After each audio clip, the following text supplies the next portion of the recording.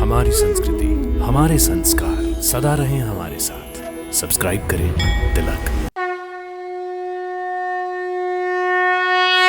भक्तों नमस्कार, प्रणाम, सादर नमन और अभिनंदन।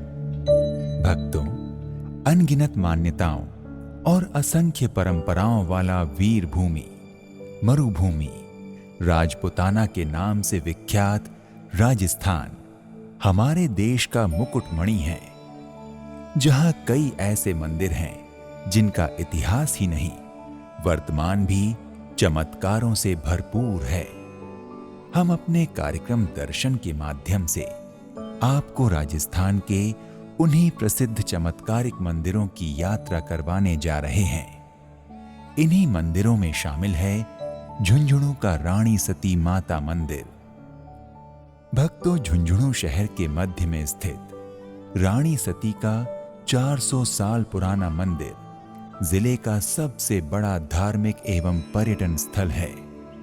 दूर से देखने पर विशाल क्षेत्र में बना ये मंदिर एक राजमहल की तरह प्रतीत होता है। संपूर्ण मंदिर का निर्माण संगमरमर के पत्थरों की कटाई करके किया गया है, जिसकी दीवारों पर सुंदर पेंटिंग तथा मंदिर प्रांगण में जल विद्युत के फव्वारे बने हुए हैं। यहाँ प्रत्येक शनिवार तथा रविवार के दिन मंदिर में विशेष भीड़ देखने को मिलती है। भक्तों, रानी सती जी का जन्म विक्रम संवत 1338 कार्तिक शुक्ल पक्ष की अष्टमी तिथि मंगलवार अर्धरात्रि को हरियाणा में हुआ। इनके पिता महमनगर ढोकवा निवासी घुरसमल जी गोयल थे। जन्म के समय इनका नाम नारायणी देवी रखा गया था। बचपन से ही इन्हें धार्मिक कथाएं सुनने एवं सखियों के साथ खेलने का शौक था। शस्त्र, शास्त्र और घुड़सवारी की शिक्षा इन्होंने घर में ही प्राप्त की थी। ये उत्तम दर्जे की निशानेबाज थी। इनकी निशानेबाजी योग्यता का कोई सानी नहीं था। भक्तों, रानी सती देवी ने अपने प्रारंभिक जीवन में ही कई चमत्कार दिखा दिए थे। कहा जाता है कि इनके महमनगर में एक डायन आया करती थी, जो स्त्री, पुरुष व बच्चों को अपना शिकार बनाती थी। जब उसे नारायणी देवी के बारे में पता चला तो वो उन पर हमला करने के लिए आई, मगर नारायणी देवी को देखकर उसकी हिम्मत नहीं हुई।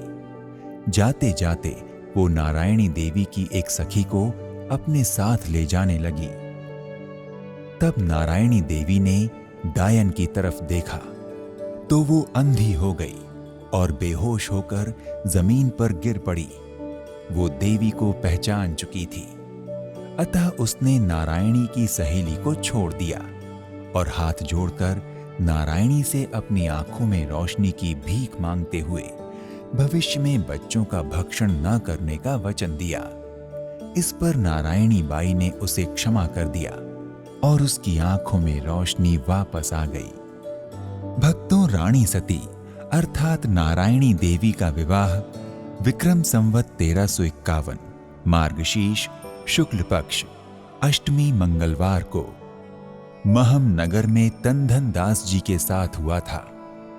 इनके पिताजी हिसार राज्य के दीवान थे। नारायणी के पिता ने बेटी को दहेज में अपार धन के साथ श्याम कर्ण घोड़ी भी दी, जो उन्हें बेहद प्रिय थी। तंधन दास जी विवाह के पश्चात श्याम कर्ण घोड़ी पर बैठकर ही ससुराल जाया करते थे। एक बार नवाब के बेटे ने उनको देखा तो उसके मन में श्याम कर्ण घोड़ी पाने की इच्छा जाग गई। उसने अपने पिता से अपनी इच्छा प्रकट की। तब नवाब ने दीवान से श्याम कर्ण घोड़ी शहजादे को सौंपने को कहा, लेकिन दीवान घुरसमल जी ने श्याम कर्ण घोड़ी बेटी को दान देने के कारण शहजादे को दे पाने में अपनी असमर्थता व्यक्त करते हुए इनकार कर दिया।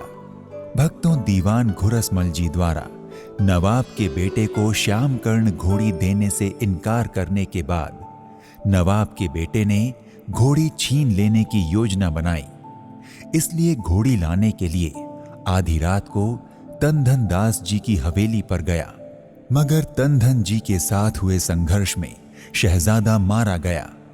अब दीवान तनधन जी के लिए हिसार राज्य में रहना संभव नहीं था, अतः वे अपने परिवार सहित झुंझुनू के लिए रवाना हो गए। शहजादे की मौत से बौखलाए हिसार के नवाब ने रास्ते में पहाड़ की तलहटी पर दीवान तनधन दास जी की धोखे से हत्या करवा दी और नारायणी देवी की पालकी को सैनिकों ने घेर लिया। तब नारायणी देवी क्रुद्ध होकर हाथ में तलवार लिए पालकी से कूदकर श्यामकर्ण घोड़ी पर सवार हुई और कुछ ही पल में हिसार की सेना का अंत कर दिया। अपने पति के हत्यारों को मारने के बाद नारायणी जी ने उसी पहाड़ की तलहटी में सती होने का निर्णय लेते हुए अपने साथी राणा जी को सूर्य अस्त होने से पूर्व चिता का प्रबंध करने का आदेश दिया।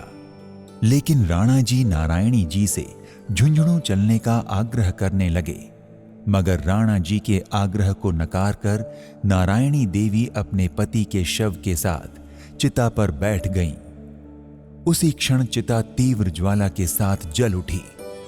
आसपास के लोगों को जब नारायणी बाई के सती होने की खबर मिली तो सभी नारियल, चावल, घी इत्यादि लेकर सती स्थल पर आने लगे। भक्तों, कुछ पल बाद रानी सती चिता से प्रकट हुई। सभी आगंतुकों को धन्यवाद देकर राणा जी से बोली कि 3 दिन में मेरी चिता ठंडी हो जाएगी, तब मेरी भस्मी को चुनरी में बांधकर घोड़ी पर रख देना और आप भी घोड़ी पर बैठ जाना। जहां घोड़ी स्वयं रुक जाए वही मेरा स्थान होगा। मैं अपने पतिदेव के संग वहीं निवास करूंगी तथा सदियों तक अपने भक्तों का कल्याण करूंगी। 3 दिन के बाद राणा जी ने रानी सती जी के निर्देशानुसार चिता की भस्मी एकत्रित करके चुनरी में बांधा और घोड़ी पर बैठ गए। घोड़ी चल पड़ी। घोड़ी के साथ स्थानीय लोग भी चल पड़े। भक्तों, घोड़ी मांड से गोचर भूमि को पार कर झुंझुनू नगर के उत्तर में आकर एक खेजड़ी वृक्ष के नीचे रुक गई।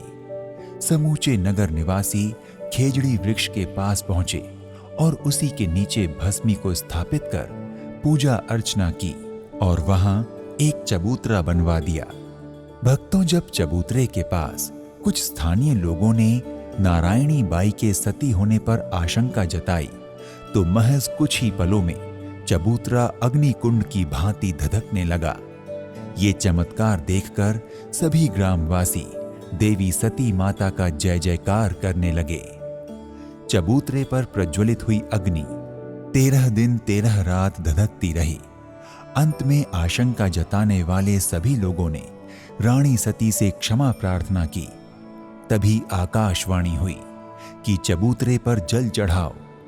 इसके बाद वहां उपस्थित सभी लोगों ने जल से चबूतरे पर प्रज्वलित अग्नि को ठंडा किया। कालांतर में यही रानी सती देवी का भव्य मंदिर बनाया गया है। भक्तों, अगर आप भी रानी सती माता मंदिर पहुंचकर दर्शन पूजन करना चाहते हैं और रानी सती दादी की कृपा प्राप्त करना चाहते हैं तो अपने बजट, क्षमता और सुविधा अनुसार यात्रा का शुभारंभ कीजिए। तो आज के इस एपिसोड में इतना ही। एक नए धाम की यात्रा में फिर मिलते हैं। नमस्कार, प्रणाम, इति शुभम।